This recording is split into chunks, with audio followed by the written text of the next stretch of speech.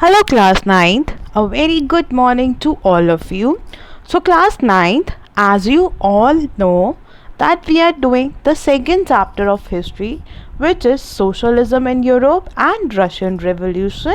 And today we will be discussing about economy and society as well as socialism in Russia. How does this socialism came in Russia and what was its effects? So now let's begin with the session. So class, as you all know that there was division among the laborers also, and the metal workers considered themselves as the most important one. But the best thing about these people that though they have a division because of their profession, but they do unite whenever it was needed in order to stop to go for the strike. These workers, whether they were metal workers or craftsmen or any other type of workers, they all used to unite together when they have to go for the strike. So class, there were frequent strikes also and they used to take places. So for example, one time the textile industry, there was a strike, and during the year 1896 till 1897 there was a strike in the textile industry, and as well as there was a strike in the metal industry also during 1902. They have the one main common request, or you can say agenda, because they wanted to have a good working hours, proper salary, proper sanitation. So this was the reason they usually go for the strike. They used to feel that we are being exploited as they were not paid more, their living conditions were not good, there was no proper health care and sanitation, plus the working conditions were also not good. So they felt that they being exploited, and this was the reason they usually go for the strikes. Now this was all about the towns. Now we will be talking about the countryside, where the peasants cultivated most of the land. So in most of the land the peasants used to cultivate, but the nobility and the Orthodox Church owned the large properties. So class, as we know that the nobility as well as the Orthodox Church had the large properties. Like peasants were also divided. Similarly, the workers were divided. So in a same way, the peasants were also divided, and they were deeply religious. They believe in religions and they were divided. But except in a few cases, they had no respect for the nobility. So class, they don't have any respect for the nobility. They used to hate him, and thus they don't have a respect for nobility. So class, in French Revolution we were aware that nobles get their position from their privilege. By the birth they get these privileges, but in Russian Revolution it was not the same way. Here, if you have to become a noble, you have to work hard, and you get those position by your work hard through your service. So in Russia we can say that nobles got their position by their work hard in the service. So this was a good thing about Russians, that they were not privileges by the birth, unlike the French Revolution. And furthermore class, peasants respected, peasant does not respect them. They never used to respect them, and they used to fought for them. So they don't respect them, and they used to fought with them at times. In Russia also, peasant wanted the land of the nobles to be given to them. So similarly class, everywhere every worker, whether you're factory worker or your peasant, they wanted that the land that was owned by the nobles should be given to them, because all the hard work is done by the peasants and all the profit is owned by the noble. So they felt being cheated, and they wanted the lands should be given to them, except giving to the church or to the nobles. So class, they used to even pay the rent. So at times they were not ready to pay the rent, and even murder the landlords. So when the situation becomes so severe, they even murdered the landlord. Similarly, in 1902, this occurred on a large scale in South Russia. So class, murdering and not paying the rent did become on a large scale, because these people started to rebel. They started to raise their voice, and this happened in South Russia in 1902. And in 1905, such incidents like not paying your rent and murdering became very common all over the Russia, because the peasants also started raising their voices, and they refused to listen the landlords, and they were like, we are not going to pay the pay the rent, or else when the situation becomes so severe, they used to kill the landlords. And this was common in Russia by 1905. Now class, moving for your next topic, that is socialism in Russia. We have discussed about socialism. What does socialism means? So class, socialism was an economic and political theory where the state as well as the community is given with land, your land for industries, farming, raw materials. And socialists like Karl Marx believe in these things. They were like, one person should not own the country's entire land, it should be given according to their cooperative efforts.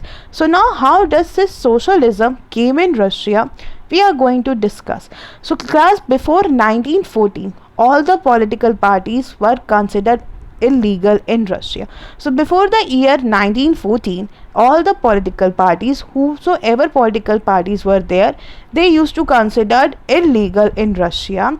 Now the Russian Social Democratic Worker Party, which was founded in 1898 by socialists who respected Karl Marx ideas. Now, so before 1914, there was one Social Democratic Workers Party, and it was founded by the socialists who followed the idea, or who believed in the ideology of Karl Marx, that there should no capitalism, everyone should be given equal opportunities, and the profit should be divided equally. They formed a political party. However, it is because of the government policy, they have to operate, or they have to make the rules illegally, because we got to know that before 1914 all the political parties that were there in Russia were illegal.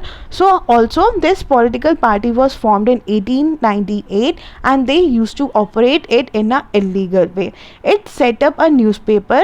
Now they used to set up a newspaper, mobilize works, and organize strikes. So what they used to do, they had set up a newspaper, and at times they used to organize strikes so that they can raise their voices against the wrong done that is being happening with the laborers, as we have read about their working hours and how they were being exploited. Now class, some Russian socialists felt that the Russian peasant customs of dividing land periodically made them natural socialists. So class, socialists believe that the dividing the land made them the natural socialists. Obviously they believed because they were the one who used to do all the hard work and the profit was earned by one person. So they used to believe that they are the natural socialists, as they wanted to divide the land on the basis of social work. Now, so the peasant, not workers, would be the main force of the revolution. So peasants won't be the main force of the revolution, it will be the workers who are working there, who are putting their hard stress there. They will be the main force of the revolution, and Russia could become socialist more quickly than the other countries. So class, they wanted to get a proper socialism in their Russia, and that was the reason they wanted the workers should be the main force of the revolution, not the peasant, so that as soon as they can, or you can say quickly, they will be able to get socialism in Russia as comparing to other European countries. Now class, socialists were active in the countryside also. So it was not in the town side only, they were active on the countryside, because they were able to see that there is a discrimination on the basis of your religion, caste, plus all the hard work was done by the laborers or the workers, and the profit was earned by the one capitalist. So they were not in this favor, they did not believe in this ideology. Their ideology was something very, very different from them. And in the late 19th century, they formed a socialist party in 1900. So class, now the socialists formed up their own socialist revolutionary party in the year 1900.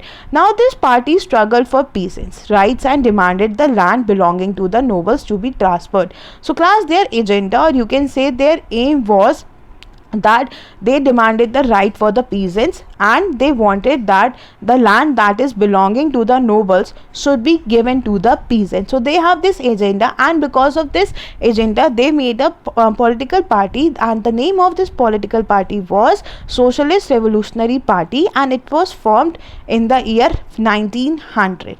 So now class, what happened? Social democrats, they were not in this favor. They were against the socialist revolutionaries about the peasant, because they felt that the nobles got this position with their hard work. So social democrats were not agreeing with this type of revolutionaries about the peasants. Now Lenin, he was the leader, felt that the peasants were not one united group. They felt that the peasants does not have that type of unity which should be there.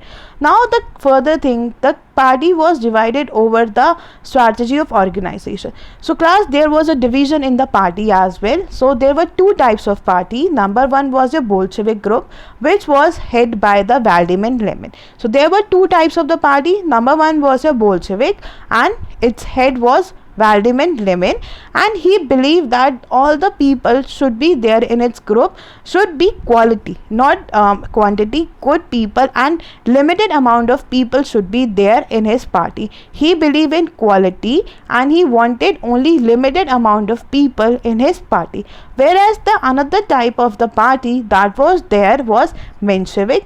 They believe that it is open to all the people, and all the people can join the party, because somehow their aim was to get a socialism in Russia. So we had two types of the party, that was a Bolshevik and Menshevik, and about this we will be studying in our further upcoming lectures. So till then, please read till Socialism in Russia and submit the work on time. Thank you.